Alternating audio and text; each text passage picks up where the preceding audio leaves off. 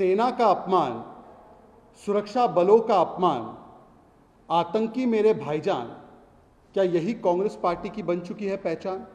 राष्ट्रनीति के मुद्दों पर ओछी सियासत और राजनीति करना यह कांग्रेस का चरित्र बन चुका है। कांग्रेस पार्टी आतंकियों को, नक्सलियों को, उग्रवादियों को शहीद कहती है और सेना और सुरक्षा बलों के कार्रवाई पर प्रश्नचिन्ह खड़े करके उनके मनोबल पर कुटाराघात और चोट करती है। सेना का अपमान, सुरक्षा बलों का अपमान, आतंकी मेरे भाईजान, क्या यही कांग्रेस पार्टी की बन चुकी है पहचान?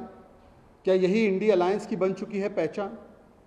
मित्रों, हमें पता है कि कांग्रेस पार्टी का एक लंबा और पुराना चरित्र और डीएनए रहा है।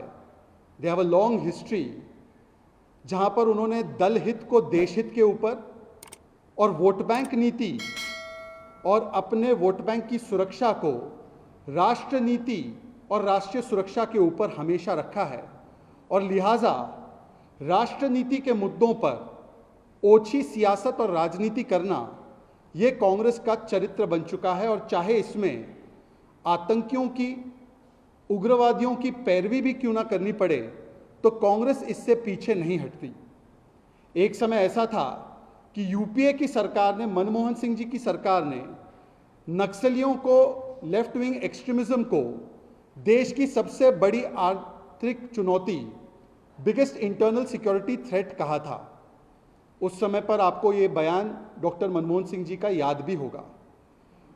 छत्तीसगढ़ में तो कांग्रेस पार्टी के तमाम जो सर्वोच्च छत्तीसगढ़ के नेता थे, उनको एक आतंकी हमले में नक्सलियों ने मारकर वहां की पूरी कांग्रेस की इकाई को समाप्त कर दिया था।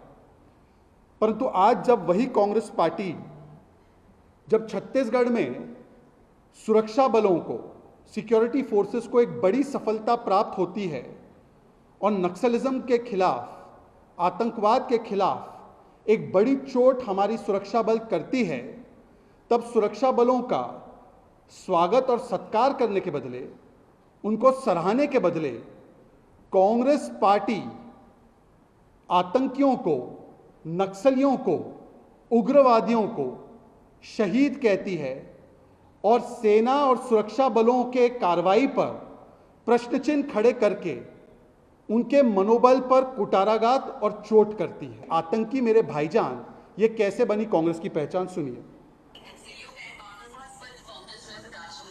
नहीं, मैं इसमें कोई राजनीति नहीं करना चाहती हूँ। मुझे लगता है इसकी बिल्कुल गहन जांच होनी चाहिए और उन सब लोग जो शहीद हुए, हमारे सुरक्षाकर्मी भी कुछ घायल हुए, उन सबको हमारी संवेदनाएं हैं और इसमें कोई राजनीति का सवाल ही नहीं है। आपको पता है कि कल के ऑपरेशन में, जैसे गृह मंत्री जी ने भी बताया, लगभग 29 नक्सली आतंकवादी मारे गए।